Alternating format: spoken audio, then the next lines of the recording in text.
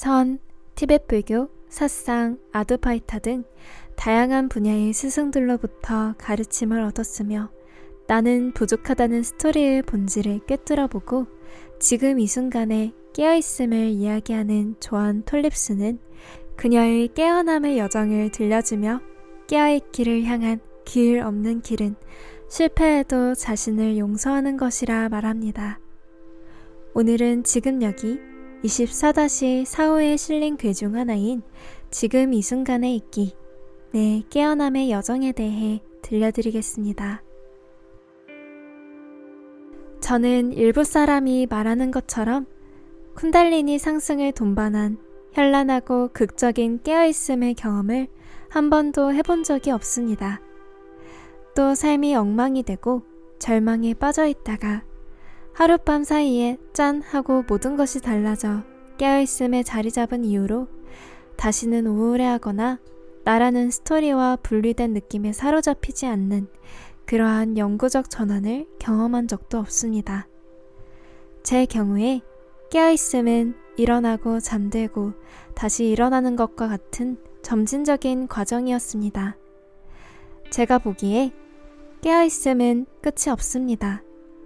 그것은 지금 여기에서만 일어나는 끝없고 늘 새로운 발견입니다. 2000년에 저는 어머니의 말년을 같이 보내기 위해 시카고로 옮겨갔고 그것은 심오한 영적 여정이 되었습니다. 저는 어머니가 믿을 수 없을 만큼 우아하게 모든 것을 내려놓는 모습을 지켜보았습니다. 8년 동안 시카고에서 지내는 동안 어느 시점에서 저희 추구가 끝이 났습니다.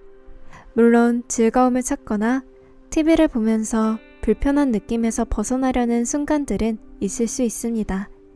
하지만 지금 여기 이 순간과 떨어진 저 밖에 있는 깨달음에 대한 절실한 추구는 시카고에서 끝이 났습니다. 번뜩이는 섬광처럼 극적인 끝은 아니었습니다. 그저 어느 날 문득 추구가 사라졌다는 것을 알아차렸습니다.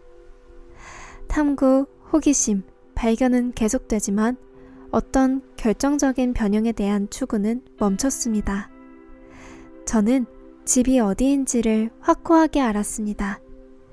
그것은 바로 여기, 바로 지금 이 순간에 존재하기라는 지극한 단순함 속에 있었습니다.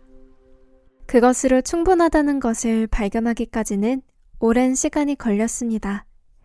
여러 스승들의 보다 극적이고 영속적인 듯한 깨어남에 내가 못 미친다는 스토리에 사로잡혀 있었습니다. 무언가가 부족하고 여전히 방어적이고 우울해지고 손가락을 물어뜯기도 하기 때문에 완전히 도달한 것은 아니라고 느꼈습니다. 여전히 지금 여기를 벗어난 저기를 상상했습니다. 분리감 같은 생각의 영구적 부재, 모든 망상에서 영원히 벗어남과 같이 스승들이 가진 것으로 보이는 것을 원했습니다. 벗어나야 한다는 생각에 빠져서 가상현실을 오히려 계속해서 만들어내고 있다는 것을 알아차리는데 오랜 시간이 걸렸습니다. 제가 깨어있음에 대해 알게 된 가장 중요한 단 하나의 교훈은 그것은 오직 지금에만 있다는 것입니다. 깨달음에 쫓거나 깨달음이 일어나도록 애쓸 때는 깨달음이 일어나지 않으며 오히려 애쓰려 하지 않고 허용할 때 일어납니다. 깨어있음은 우리가 획득하거나 달성해야 할 저 밖에 있는 무언가가 아닙니다. 왜 어떤 사람은 일순간에 거의 영구적으로 깨어나는 데 비해 다른 대부분의 사람들은 깨어남의 과정이 수십 년에 걸쳐 점진적이고 우왕좌왕하며 일어나는지를 사실 알기 어렵습니다. 우리는 모두 다른 유전적 특징, 조건, 삶의 경험을 가지고 있으며 우리 각각은 그러한 점에서 유일무이합니다. 그러나 우리는 정말로 우리가 생각하듯이 분리되고 독립적이며 지속되는 존재가 아닙니다. 실제로 우리는 유동적으로 변화하고 경계가 없으며 파도 같으며 우주의 모든 것과 분리될 수 없습니다. 왜 어떤 파도가 다른 파도보다 큰지 누가 말할 수 있을까요? 바다는 분별되지 않습니다.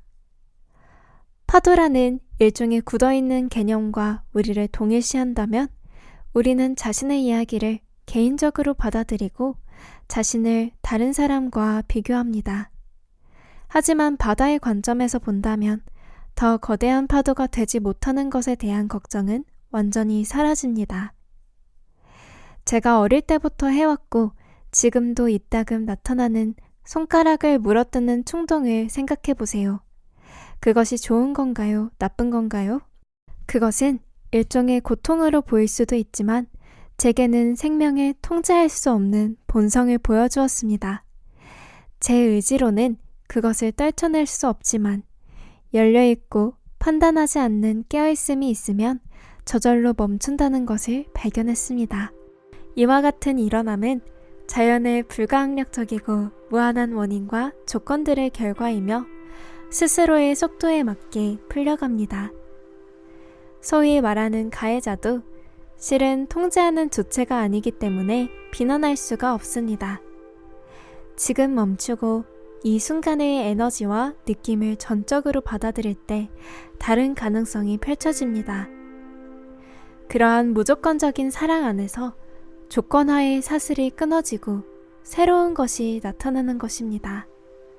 제가 보기에 이 자리에서 깨어있기를 향한 길 없는 길은 발견과 깊은 순복이며 실패해도 자신을 용서하는 것입니다. 저는 우리가 깨달음의 결승점이라는 기준과 모든 망상과 나라는 환상의 자취를 완전히 떠나버린 듯한 영원히 깨어있는 사람들에 대한 신화를 넘어설 수 있으면 합니다. 그리고 그 누구도 잘못한 게 없으며 개인적인 것이 없다는 것을 알았으면 합니다. 또한 특별한 경험에 대한 환상에서 깨어났으면 합니다. 길 없는 길은 언제나 지금 시작됩니다. 깨달음은 저 밖에 있지 않습니다. 그것은 신비로운 것도 색다른 것도 이질적인 것도 아닙니다. 바로 여기에 있습니다. 단순하고 평범하며 가까이에 있습니다. 우리는 그것을 생각해낼 수도 없고 붙잡을 수도 없습니다. 그것은 현란하고 특별한 경험이 아닙니다. 정말로 어떠한 것도 의미하지 않습니다.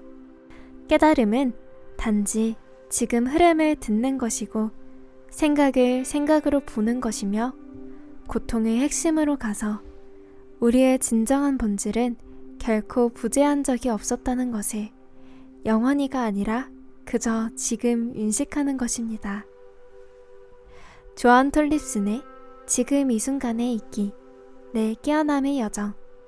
여러분은 어떻게 느끼셨나요? 통제할 수 없다고 느껴지는 충동과 습관들은 자연의 불가항력적이고 무한한 원인과 조건들의 결과이며 무조건적인 사랑으로 받아들일 때 조건화의 사슬이 끊어지고 새로운 것이 나타난다는 말씀이 인상 깊게 다가옵니다. 그럼 다른 기사로 찾아뵙겠습니다. 시청해주셔서 감사합니다.